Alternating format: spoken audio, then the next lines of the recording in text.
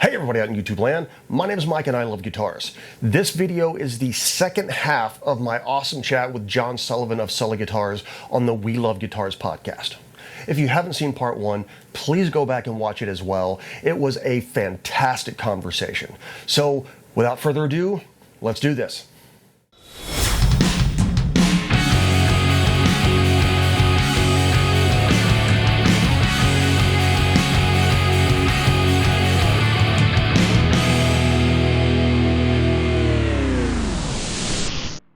Like that.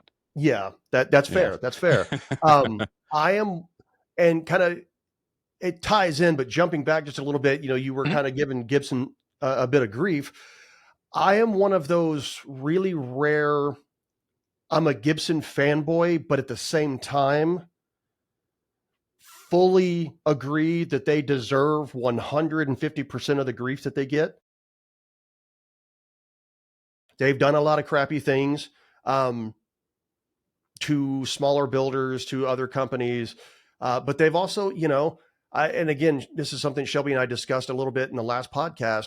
In a way, I kind of feel like they're stuck between a rock and a hard place because there's all the people with the money to buy the guitars that want they want the 50 spec, they want the vintage. And so every time Gibson tries to innovate, they get slammed. But at the same time, a lot of their innovations are questionable at best.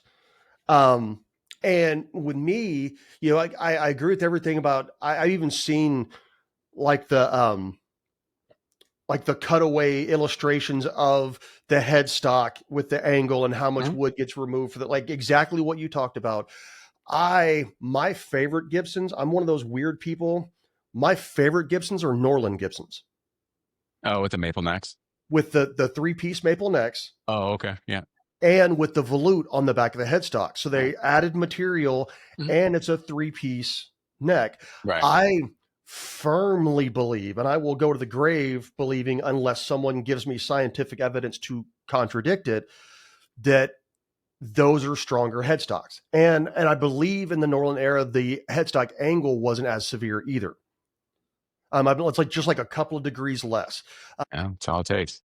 But those things, like, and the 70s necks were thinner. I don't need an 80s shredder thin neck, but I also really don't enjoy like a 50s baseball bat neck.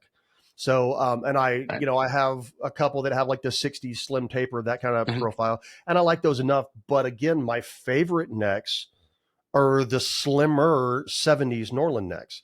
So I'm like I said, I'm one of those weird people. Most people, and unfortunately, people are starting to wake up to the fact that Norland era is actually pretty cool. And so the prices for them are going up on Reverb and stuff like that. Well, and that's also because that's all that's available. True. But because it's all that's available, you actually hear people go, oh, the Norland stuff's actually kind of cool. Whereas those of us, I love a 12-pound guitar. I actually do. I love heavy guitars. No, that's cool. That's good. And like, I am like, I have no dog in that fight whatsoever. And like, I do not care. And I think that's what's great though. We all have options, and we all have our particular preferences, and there's nothing that has to be the perfect guitar for everybody. Yeah. And, I think as jaded and bitter as I can get, if I didn't now, okay, so I am not the person that goes around life saying, oh yeah, this guitar pick, I've had this guitar pick for 30 years at least. This guitar pick, this would be great if it just had a slight bevel gone list, or if we could change it. Like, I'm not looking to improve everything. Not at all. I'm just, my brain doesn't work that way. But like, if I wasn't, creation, can often come from a point of dissatisfaction. And, like I said, like I was explaining with the 71, that doesn't exist if I like Les Pauls. And, maybe some people would prefer that I would have liked Les Pauls. And that's fine. They're not going to buy one of these things anyway. So what do I care? But, Yeah. and the same thing like with the 622. There's a Charvel Strat in the closet that's amazing. And, but I don't play it. But, I like this one. And, we've since, we've, the heels are even more sculpted out now. Actually, I've got a 624 here that's, this is and construction process. So this is like super sculpty. You Yeah. can see Yeah. that angle right there. So like, the nice thing, it's not so much a nice thing, but like we have to use very special screws. They're all different lengths, and don't mix them up. It could end poorly. I made that But mistake one time a long time ago. you do it once, you hopefully never do it again. Yep. But these are they're super comfy, and I like that. I think that like I was saying, I've got to make this balance of stuff that I think that people will buy because I am trying to be a for-profit business and live indoors. You have to kind of meld these things, and Absolutely. we have what I consider core models, and then ones that I have because I think that we have to. um but the nice thing is that again, I'm not handcuffed to history, and if I want to change something, I can, and maybe not right away, but a lot of what I do, like when we come out with a new model, it'll usually within like the first 5 builds of that model is where it kind of, I figure out what it is. Yeah. Yeah. And like with the first few 71s, I played around a lot with different bridges, different control layouts. Like the first couple didn't have tone knobs because it was just a volume and a toggle switch, because like quite frankly, I think that's all you need. But and as I agree. many people, yeah, and a lot of people will say like, I never use a tone, like, oh, I don't need a tone knob, and I'm like, well, I agree, but like the buying public like expects one there. Yes. And so then I'm like, okay, I want to remove barriers for people from purchasing this. So let me grab another one here. Another example is, with this control layout, with this design, it is very important for me um, that any change that I make to it doesn't drag it back to looking like its foundation, like, or its Yeah. inspiration was a Les Paul. That means I'm not putting this here because Yeah. it doesn't belong there. And the volume tone, it doesn't fit here. It just, there isn't any real estate for it. So Yeah. once I landed at the shape, I had to figure out, okay, where am I going to put these things? And they were always kind of in this general vicinity. But I spent a lot of time just on this layout. And Yeah. there are a lot of people who have said well, I really like that, but move the toggle switch where it belongs. Well, it belongs here. And I promise you that if you play one and you're playing and it's right there. Yeah. It's right there. Like, I'm even nice. I angle it for you. I'm not going this way. Like, everything is laid out. And, it's funny. I was at a show, and the guitar, one of our artists was playing his 71, and he also switched to a Les Paul, and that was the Les Paul was like his backup guitar at that point. And I got it kind of made me giggle because I was up in the front and was watching, and he's going to do a solo, and he goes to hit the neck pickup, and he's got his Les Paul on, and he reaches down here to switch the Yeah. pick. I'm like, oh, buddy, you're used to it. You expect that that's where it's supposed to go. I'm not a crazy person. Well, I'm Yeah. not for that Yeah. reason. So, Um, but yeah, so like I just wanted to, mhm. sorry, I wanted Yeah, to comment yeah. real quick because you mentioned about the tone knob.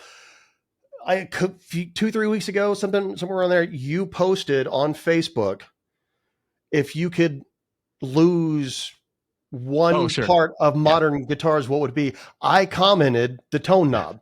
Yeah. And then somebody replied to my Oh, comment, tell actually, me you play actually, I metal use the without tone telling me knob. you play metal.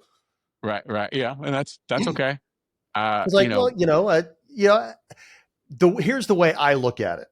Um, I do not need a tone knob in any situation. And yes, sometimes I do play. I play a bit of different things. But here's the way I look at it.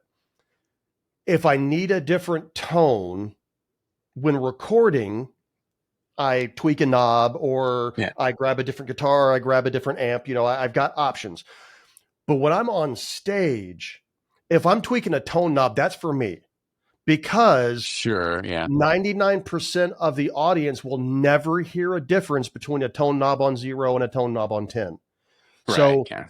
so in that situation, I'm trying to concentrate more on entertaining, putting on a show, Mhm.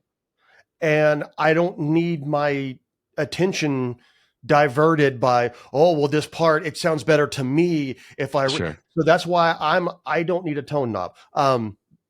And so I completely agree with your logic, but at the same time, I completely understand where you're coming from. That the buying public, it's kind of the reason why we still have standby switches on tube amps because the buying public expects one. I don't have one on that. So, well, there you go. I mean, it has become more of a Yeah, thing yeah. more recently that they're dropping standby switches. Yeah, Um, yeah, but it did kind of throw me for a loop. Yeah, and like certain models, I mean, like a 71, like we're always going to put. I mean, it's in the programming. So like, but we'll yeah, we'll let you split it. And I will say that our neck pickups split really nicely, so it is quite usable. I Um, really loved the way the Raven sounded with the neck pickup split. I really liked that. That was by far my favorite clean tone on that guitar. So how about that? Yeah, I mean, that's the other thing too, is that you know our Wednesday engagement bait questions. yeah, It's I don't use them really as market research. It's just let's have some fun. I do want to say the Astro.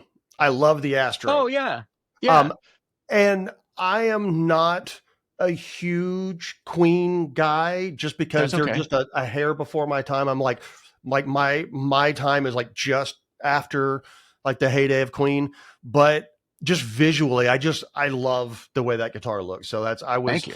I really like that. Is there going to be like conspiracy series offerings on that one coming? Hard to say. Okay. So with the conspiracy series, we're doing this a couple different ways right now. Yeah. In that, we'll do production runs, and that'll be people can pre-order from a range of like here's 3 guitars. Um, and Yeah. we'll open pre-orders, and that's what the production run's going to be. The other aspect of the conspiracy series is that we can do one-off customs. Yeah. So if someone wants a conspiracy series custom Astro, yes, you can Okay. spec one out. It does cost a little more Okay. because it's a one-off. Yeah. Yeah. For sure. And this is not as far as the conspiracy series customs versus a production version, I make way less on one of the customs. There's way less margin, but it's one of those things where it's just like let's we can do this, so let's make it an option for the people that want. So Okay. and the other thing with the Astro is that it was definitely a little love letter to Brian May, and it came around in an interesting kind of way. I was taking a class about that was about for the software program that I used for the CNC, and I had been using that program for years, but like with me and uh, well, Photoshop or the CAD program that we use, like I learn how to do what I need to do. Yeah.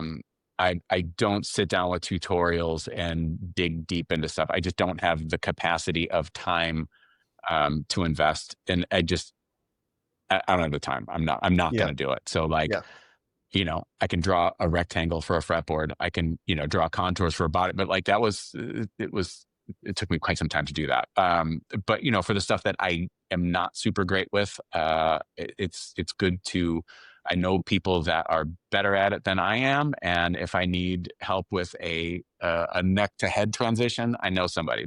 The heel is always real easy. The neck to head transition is always a little quirky for me, but, Yeah. Yeah. and it's one of those things where it's just like, if I just, take a little time, it'll be fine. But so I took this class, and in this class, we're going to start with a guitar from scratch, and all of our models, like, I've already got the CAD files for all that stuff. Yeah. So if I'm going to get something out of this class, I got to do a different body. Gotcha. And, I can use the same head shape, although I did change, the with the Astro. Actually, remind me about not being married to history, handcuffed to history as it relates to headstocks. So Okay. handcuffed to history, headstock, handcuffed to headstock history. There's some fun alliteration. Don't forget it. Okay. But so I had to, come up with this body, and, I've got this book on the Red Special, and I'm like, I do. The one thing, like, I don't have every single Queen record. But the thing that I love about them, one of the things that I love about them, is that they were absolutely fearless. Yeah. And, they'll have rock stuff, they'll have opera, they'll have, you know, Crazy Little Thing Called Love was like an Elvis tune, and there are countless examples of them just creating boldly and not giving a Yeah. shit about, this is what we're doing, darling. Yeah.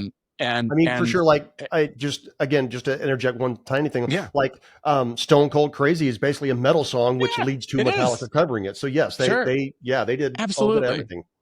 Absolutely. And and then, I mean, just Brian, with what he's done with the instrument over the years, is just extraordinary. Um, and so it was kind of, so I landed at that design for the class, and, class was done. But what's kind of funny with me, and maybe, yeah, it's another one of my numerous personality flaws, is, as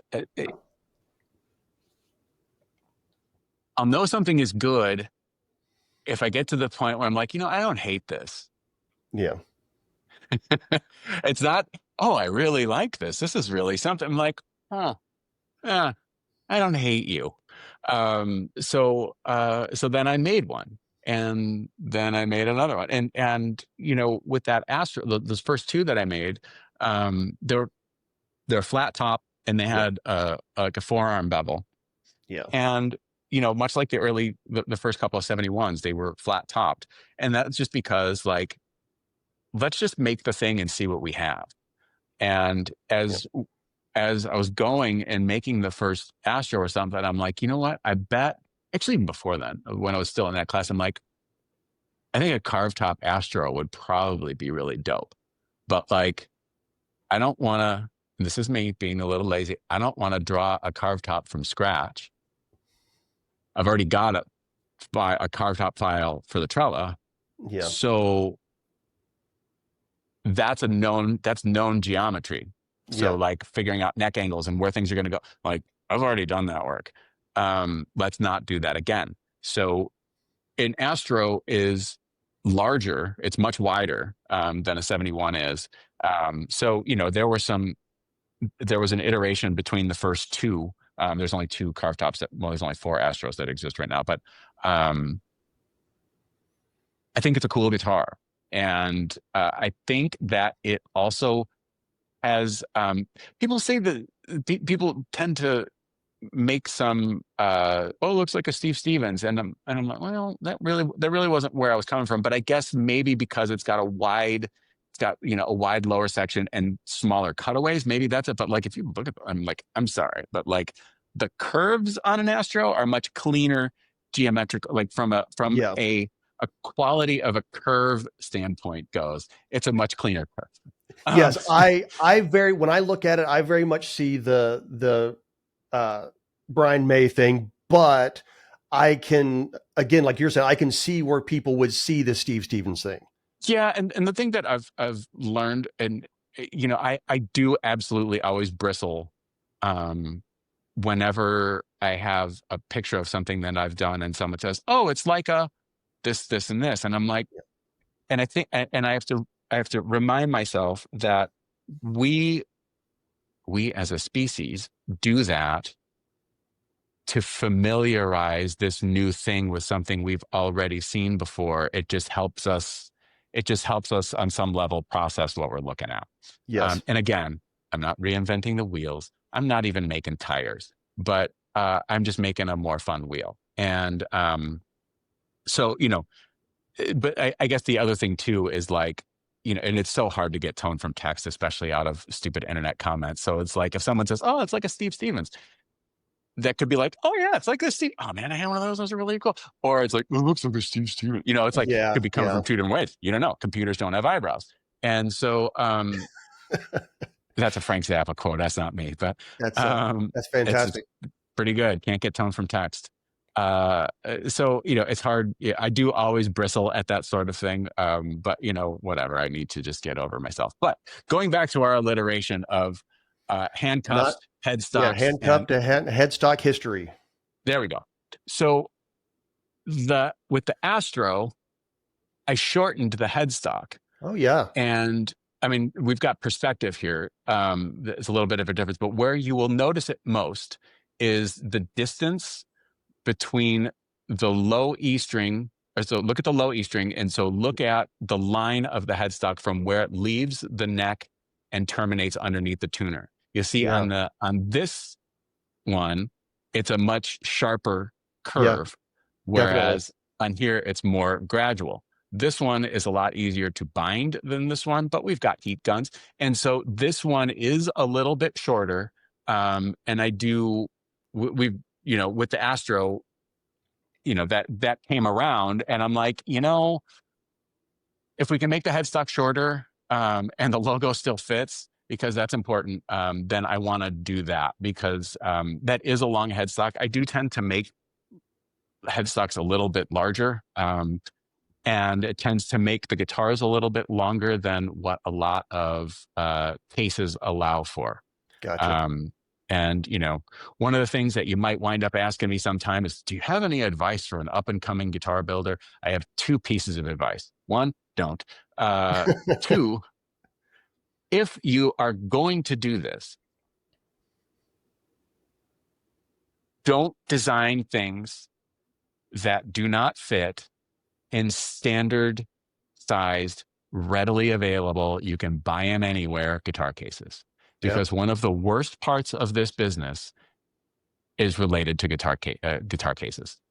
It's a nightmare. I have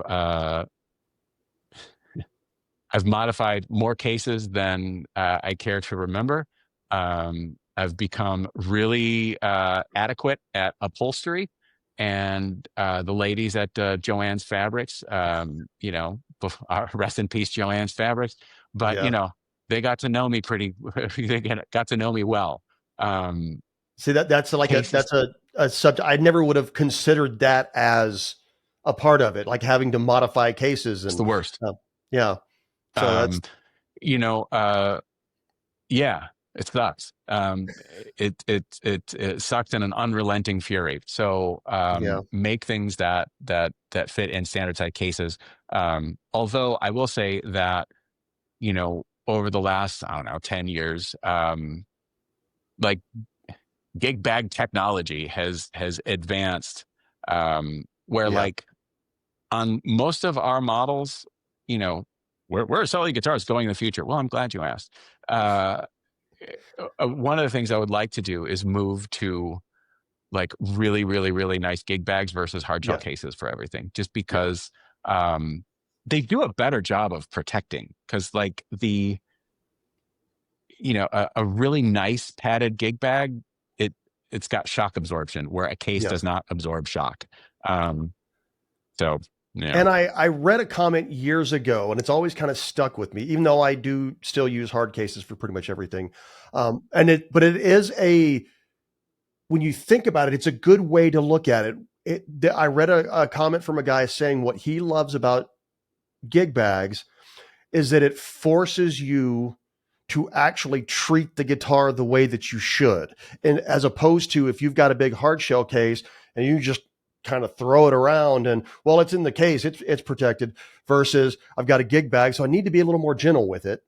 The gig bag will protect the guitar, but I need to treat it like it's actually an instrument and not like a hammer. You know what I mean? Yeah, sure.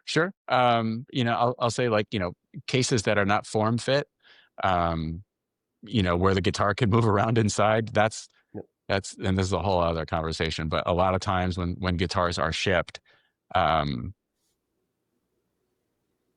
if the guitar, if it can move inside the case, it's going to be damaged. It just will. It's not sure. FedEx's fault. It's not UPS's fault. It's just physics. Unless they run it over with a forklift, but it's just what happens. So, and also, like, don't pack around a headstock. Don't do it. Pack around the body. Pack around the body so the guitar can't move inside it. Leave the headstock alone. Don't do it. And detune the guitar so there's not string tension. I don't know that you have to. I think it's nice. I'm more concerned with it not moving inside the case, because because if you slack the strings, the neck is going to adjust to it. And if you're shipping a guitar across the country or wherever it's going to multiple climates, it's going to move around a little bit. But I get the idea of if you've packed so much around it that if it takes a hit and it's got tension on it, and that's going to make it, that tension will make it snap. So whatever you got to do to make yourself feel safe, no problem. But don't just pack around the body so it can't move. And then, like, if this part touches the bottom of the case, that's not the right case for you. Yeah, for sure. It's another reason why we use 10-degree headstock angles.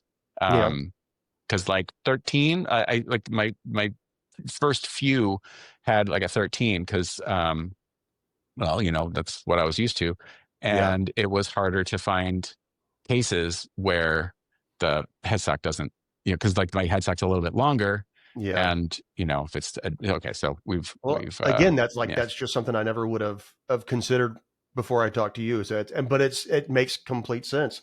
As as many different guitars as are out there. Excuse me, I'm having a hard time talking. It's cases are fairly standardized, so it's that's an interesting. Again, just something you would never think of being an issue before you get into the industry. Well, we've been going about an hour and 20 minutes. These people want to go to bed. I'm sorry? These people want to go to bed. Exactly. You've been extremely gracious with your time, and I appreciate it. I do. We kind of mentioned it before we hit record. I do want to just take just a couple more minutes and talk about this week. Of course, we lost the great Ace Frehley. Yeah. So it's kind of hard to do like a guitar related anything this week without at least bringing that up. I'll give my KISS experience real quick, then I'll let you do yours because you will undoubtedly have way more KISS experience than me. I was never actually a particularly big KISS fan growing up. Like, I knew a few of the hits, but like it wasn't what I listened to.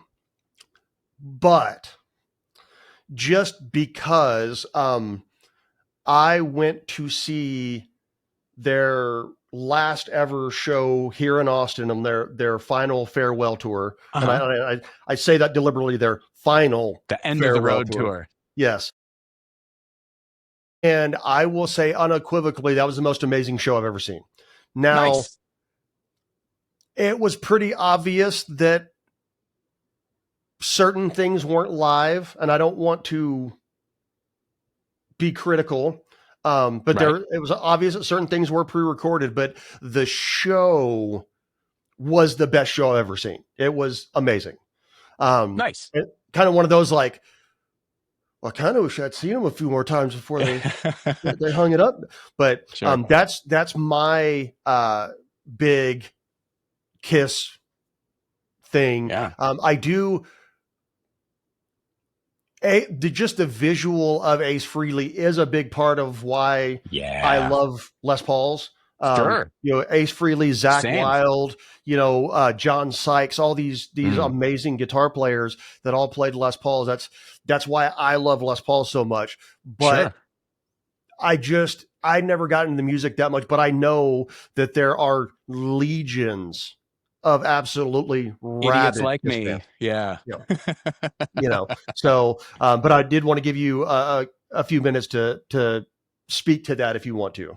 Sure. I have like a million people, I saw a picture of Ace when I was 7 and, there were, being a kid at the time where they were kind of exploded, where you see, TV commercials for Kiss merchandise, and Kiss Meets a Phantom was a thing. It was a TV movie, for God's sakes. Yeah. And there were lunch boxes and Halloween costumes and Kiss radio and all of it. And and they were like superheroes. And nobody knew what they looked like. There was this whole thing about that. And, so being a kid at that time, I was drawn to all that. And I see, Ace with smoke pouring out of his guitar. And I'm like, yes, well, that's amazing. I never recovered from seeing that.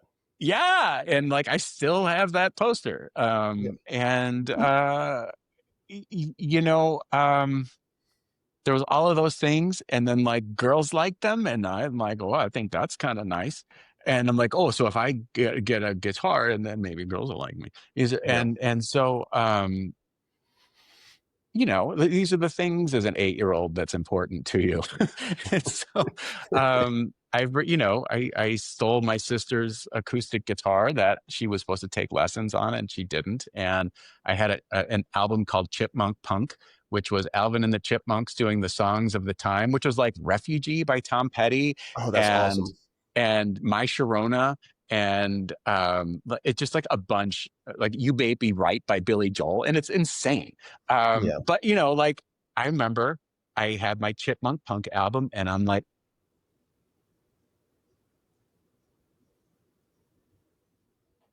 oh, okay, that's how you play that song. And it's but the one thing about that, and we'll get to Ace in a second. One thing about that particular guitar was there was a chip in the nut that held the B string in its slot. And like some of the slot was still there. So I could like put the B string like in the slot, but the second I would pluck the B string, it would fall into this dent. So I did what, and like, I'm not a handy person. I'm not really like a fixie technical, but apparently I am. I went into the junk drawer that we all have in the kitchen, and I got a hammer and a little nail, and I put the string in the slot, and then I put like a nail like right there. I made a string tree, like not bad for an 8-year-old kid. Yeah, that's not bad at all. And so then it stayed. And like my mom would go to like the magic shop, and she would buy me clown makeup, and I would sit just going cutting silver. And I remember when like Crayola markers came out, that was a big thing about was, they were, you could wash them off with, soap and water. So like my friends came over, and I drew with Peter Criss makeup all over his face in Crayola markers. And let me tell you, it did not wash off. And Tim McAlucky's mom was real mad. And so, anyway, so that kind of, was the driving kind of thing behind that. But, and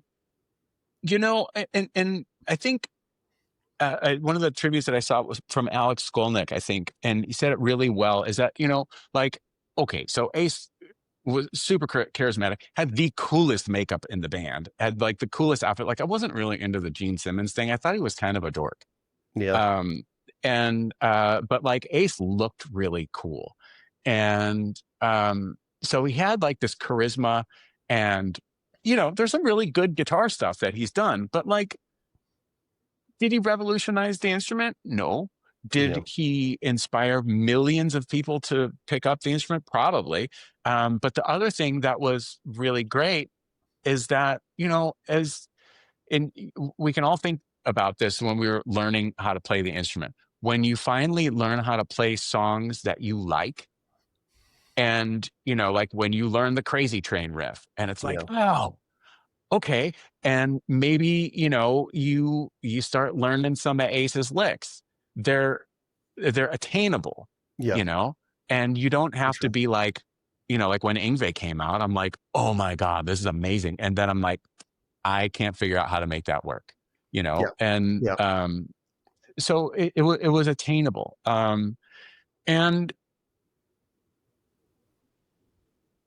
like much like having, I've had a guitar near me for all of most of my life that I can remember.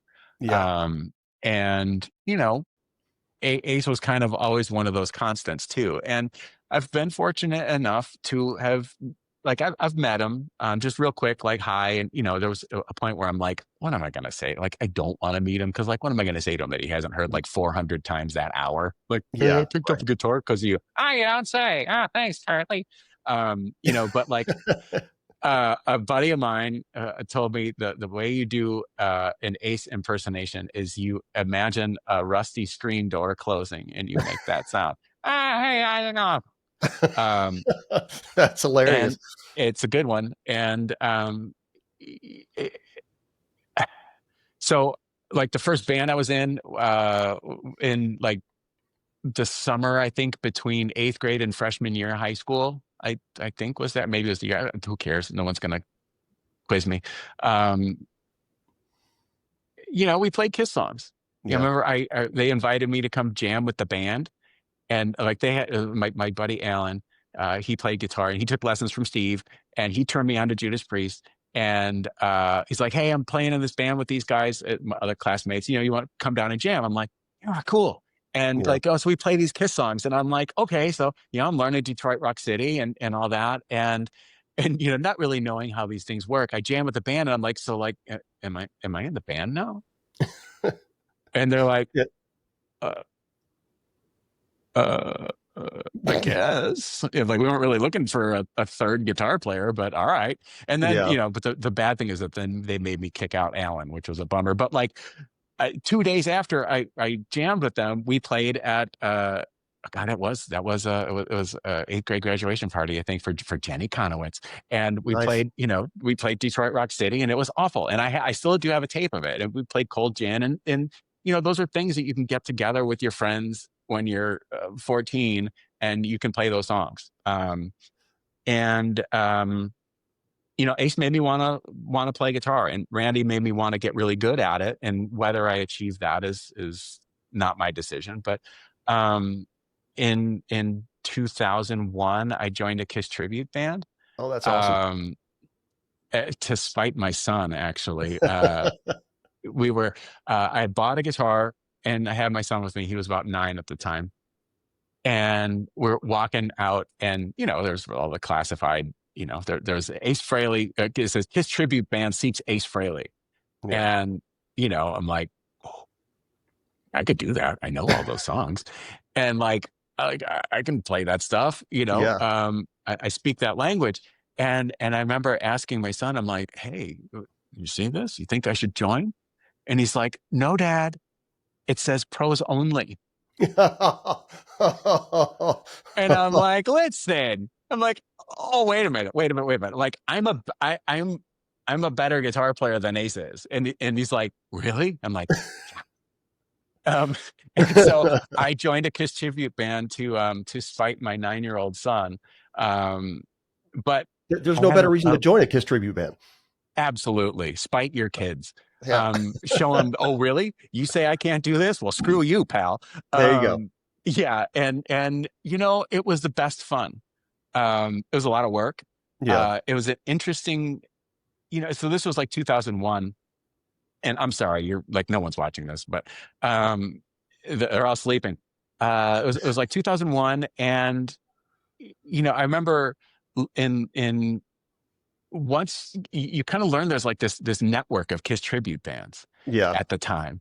And like, if you were any good, you could sub out, and like those bands would like fly you out to do their Oh, gig. And nice. there would always be like, okay, so we do the version of this from this live record. We do the Alive 2 version of this. We do the studio version, but the double platinum version of Fire, just stuff Yeah. like that.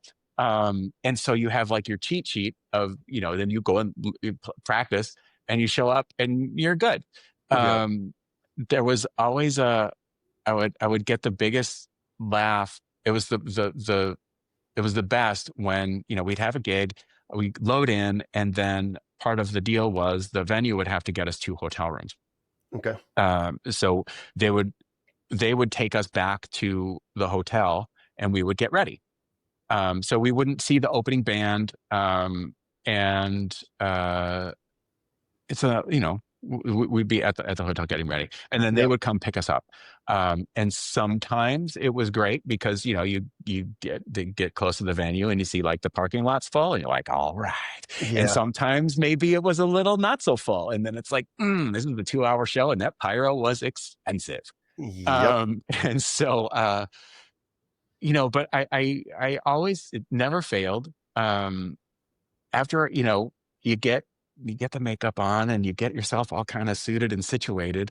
And then I would always finally, there's a mirror, and I kind of see myself in the mirror and I'm like, oh, it's like, I look like Ace. I look like, so like little 8-year-old Sully that was, practicing with the clown makeup at home, in suburban Chicago, was super happy. And it was nice that you got to play a bunch of songs that people loved. People want to pay attention. People Yeah. want to talk to you after the show. What's not to like? It Exactly. was great. It was great. I mean, obviously, I'm a fan, but the real weird thing about this is that, so this today is Saturday. That was a Thursday that Ace's passing happened. Yeah. Thursday morning, I was folding my laundry like you do. Yeah. And I was folding the shirt from my buddy Night Bob. And Night Bob, it was he was just a legend. He did sound for Aerosmith on like the Rocks Through the Back in the Saddle Yeah. tour, and like Awesome. New York Dolls, and like everybody, Yeah. Iggy Pop. But he did sound for like the Frehley's Comet tours, and he did like Yeah. Kiss Crazy Nights. And so I've got this Night Bob shirt, and I'm folding it, and I'm like, well, I haven't talked about it in a couple months. I need to call him. And then I've been talking with some friends that are going through some stuff, and there had D'Angelo passed earlier in the week, which I think was a bummer. Yeah. And just a lot of, we had the Dolly Parton scare of 2025, which, look, I'm going to say right now that if we lose Dolly, we lose it all. Yeah, that's fair. We do not deserve Dolly. And when that terrible time, like, shut it down. And so, She's pretty amazing. she's the greatest. And, my Mrs. Sully is from Tennessee, and we were in that area a couple weeks ago, and just Dolly's the best. And so, I'm just kind of thinking about, and Ace had a fall recently, and had to cancel some dates, and I'm like, so folding this shirt. I'm like, how long does it take me to fold a shirt? And I thought, well, like, what if Ace died? And how would I feel about that? And, it's sad. But he's, 74 is not a bad run. Yeah. The thing that I really appreciate, the thing that I think is great, one of the things I think is great about Ace is that, when he started releasing records again, like, an Anomaly came out, and he kept working. Yeah. And maybe, I mean, you got to make a living. But he kept putting out music. Yeah. And,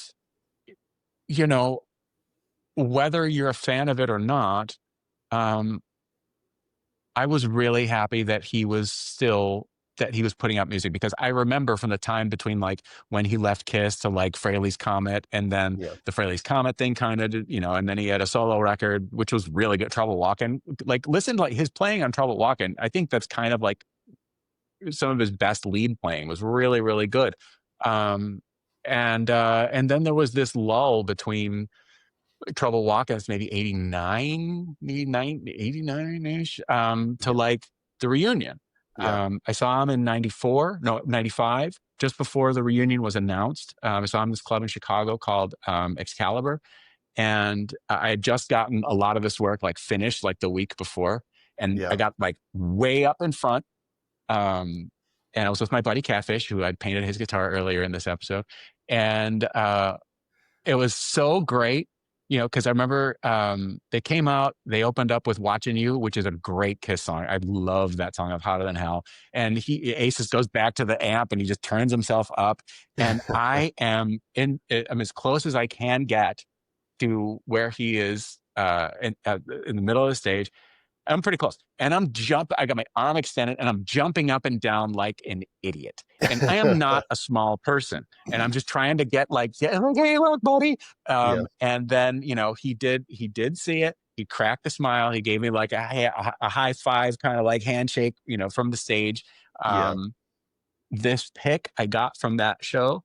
Nice. I caught, there was two of them. And I gave one to my buddy Catfish, and then I kept this one. And then this Prince one was given to me by a friend. And then this Jakey Lee one was one that I got. So that's three of my favorites there. That's awesome. Yeah. And so I had that. And then like when they got back together in 96, I went and saw them in Chicago, and, you see the old file footage of when, the Beatles were on Ed Sullivan and the crowd reaction and all these girls are screaming and crying. And I'm like, I wasn't screaming, but like the entire time, it's like little 8-year-old Sully is like just losing his mind, because it was like, I never thought I would see that. And, Ace left, and I'm sorry, this is a way longer answer than maybe what you expected. But, like when that all fell apart and Ace and Peter left, and then they got Tommy Thayer, and I know they had Eric Singer in the band before Ace left, and they're wearing the original guy's makeup, and like I'm like there's a part of me that's like, I get it, I've done it. If you called me up and said, hey Sully, look, we heard you do a Maine Firehouse, and we would like you to join Kiss, but you got to wear the suit and do the little AC thing. I'd be like, yeah, I already know how to do that. And I get a nicer suit. So yeah, I'll do that. So I'm like, I totally get it. And I completely understand why. But like by that time, I got my money's worth, Yeah. And it's, I don't get to play out too much anymore, but like sometimes we'll do like Sully Guitars like functions where we play and we've got like artists and we do jam, and then like I'll do like 2 or 3 songs at the end, and it's usually like, oh, like, hey, you want to come and do a Kiss song? And I'm like, all right. But just because it's just easy, and it's I don't have to think about it. It is really like muscle memory. I just it just pull the cord and I'm speaking it. But I saw him a couple times within the last, I think the last time I saw him was maybe 2016, 2018. And by that time he had like the last tour, it was kind of like where he got the guys from Gene's band, and they're all like super solid playing dudes, and they're huge fans, and like the band sounded great. And I did get my money's worth. And I remember Ace, and I've said this on my own, Breakfast with Sully things that I'll stream. Ace had often said, if I knew I was gonna, I'll stop. If I knew I was gonna influence so many people to pick up the guitar, I would have practiced more. And I'm like, well, Yeah, you still could, yeah, but I've read that quote. It's great. but I also, I get it, and I'm sure that I have no doubt in my mind that if the original plan for Old Sully had worked out, and I would have become, famous beyond my wildest dreams for playing music. I don't think I'd probably be spending a lot of time working on my craft. Yeah, So, yeah, and I'm not saying that he didn't, but yes. I anyway, hear so you. Um, I I back in the '96 reunion tour, um, I was in a band in Southeast Texas called Ugly Tribe. Um, we weren't great, but we had a lot of fun. We were good. doing like just like the mid '90s kind of like heavy, funky kind of just the stuff that was popular at that time. We were very Tool inspired, very Soundgarden inspired. Mm-hmm. But our bass player slash singer at the time, like when he found out there was a reunion tour, he Yeah, lost his mind, paid yeah, whatever. I don't even remember how much the yeah, tickets were, but he paid and he went and saw it, and he was like, "That's the greatest thing I've ever seen in my life." And he, again, like you said, he yeah. absolutely got his money's worth. And he couldn't stop talking about it for like a month. So, and then Sure. the only other like little anecdote that I have to relay, not Kiss related, but you said that how you had the opportunity to meet Ace and you could have done you're the reason I Yeah. picked it. I have to admit that I did not have the restraint that you did, and I did that one time. I Uh-huh. actually had the opportunity, and I was like mid 20s, so I was a little younger, I was a lot younger, a little less mature and restrained than I am now. But I got to meet Steve Vai, Nice. and because my wife, we were dating at the time, but she worked for Star Tickets, which was the ticket company for Austin, Hmm. and they sold the tickets for everything. Yeah. And she was working the G3 tour at the Okay. Austin Yeah. Music Hall, and I didn't. We had just moved in together. We were broke. I didn't have the money to buy tickets for G3, but she called me about 20 minutes after the show started. She was like, "Hey, we have some will call stuff that people never showed up to get. So, and it's tickets to the show and it's meet and greet passes Oh at my the end of the God. show. Run. If you get in the car right now, you Yeah. can have these tickets." I Yeah. almost broke my neck jumping out of bed, putting my pants on, putting the shirt on. And so Yeah. I drove down there. I got to shake John Petrucci's hand. I got to shake Billy Sheehan's hand, and I got to shake Steve Vai's hand. And that's like, Nice. I, I didn't want to say something dorky and nerd fanboy, but I couldn't help it. He reached Yeah. out his hand and like, "You're the reason I started playing guitar, man." And it's just like, Yeah. it all came out and like, That's awesome.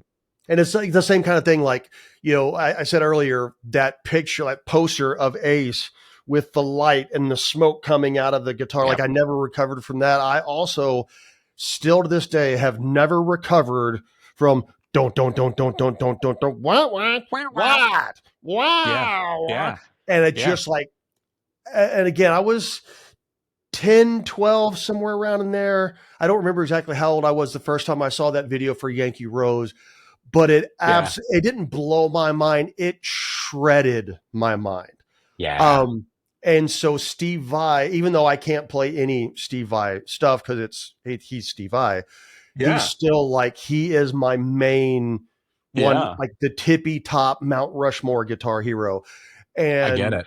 so I shook his hand, I got his autograph, and the next day, a buddy of mine was a tattoo artist. I went to his tattoo shop and I've got Steve Vai's autograph tattooed between my shoulder blades. But now you can't see it. That's okay. I know it's there. Okay. I, Okay. Steve's got your and back, is what you're saying. yeah, I Steve's got like my it. back. So, See? and like I said, I wish I could have restrained myself a little bit and been a little less of a fanboy, but Yeah. Well, it's okay.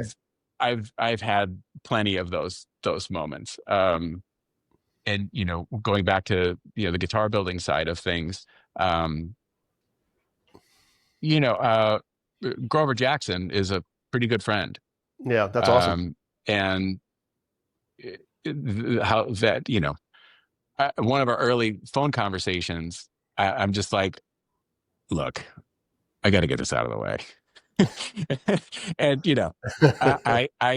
as I had Robin and Warren and Randy and all kinds of, I had a Jackson Charvel ads taped on my wall. There was a Charvel ad that was in guitar magazines talking about the compound radius and the geometry behind that. And because like, that's their thing. You like a compound radius? Thank the fine people at Jackson Charvel. And there was a picture of Grover in that ad, and I'm like, I got that on my wall.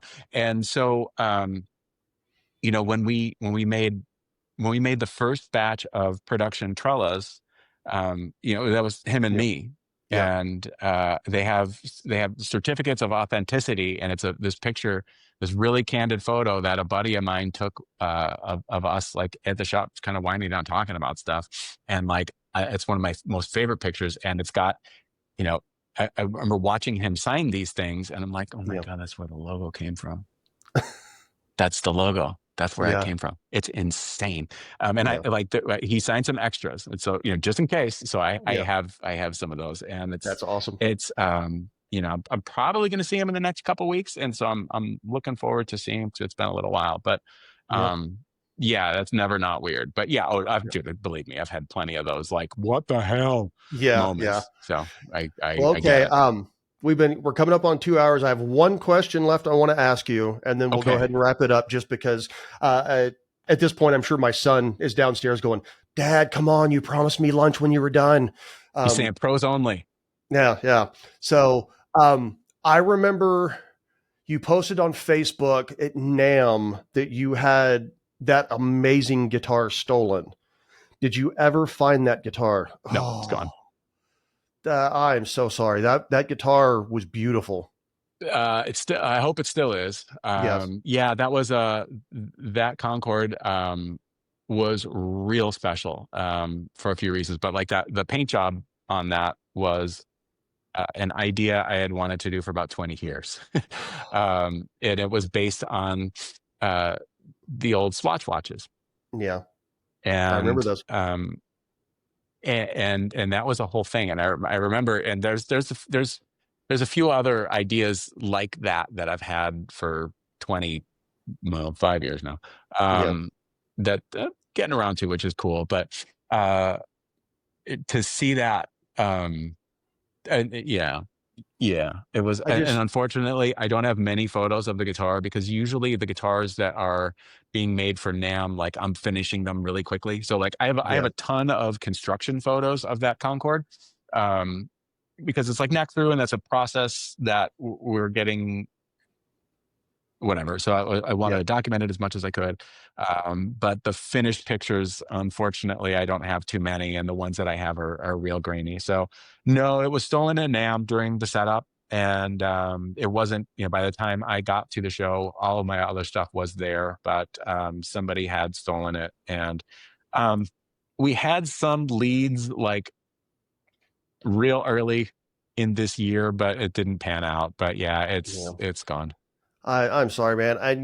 We had not met or anything, but just reading that, man, I'll be honest, like, legit, that hurt my heart when I saw that. That really, I just had this like knot in my stomach for you over that. So I'm really sorry about that. I think that like, if that would have happened earlier in my career of doing this, especially if that would have happened at my first NAMM, I would like never go back.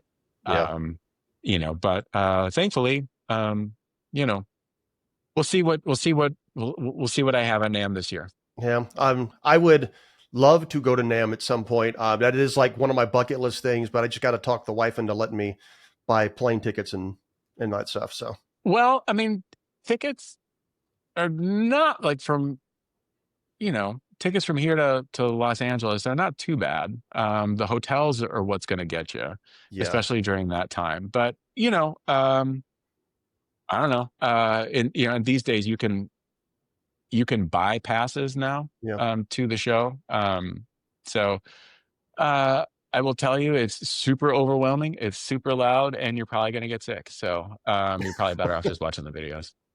There you go. That's fair. But I also kind of feel like if it's almost a rite of passage for anyone who's kind of in the space of creating content about guitars. I get it. And, Yeah.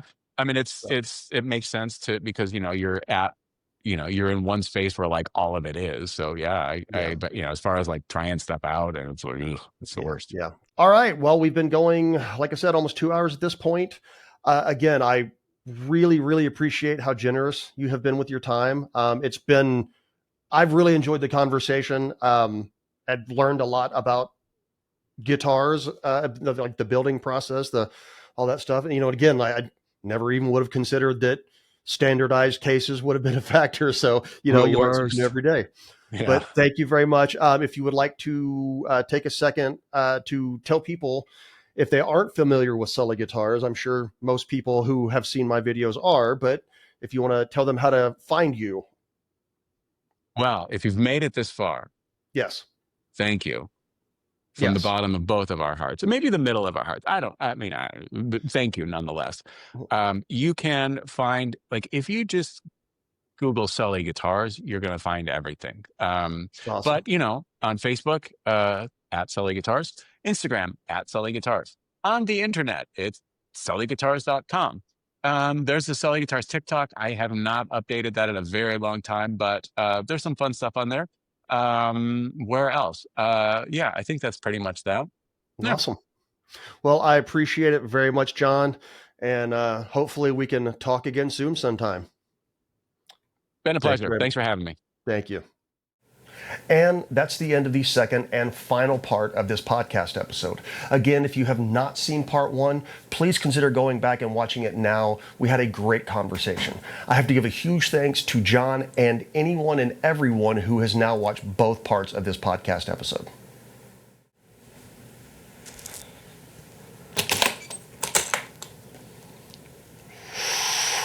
Ooh.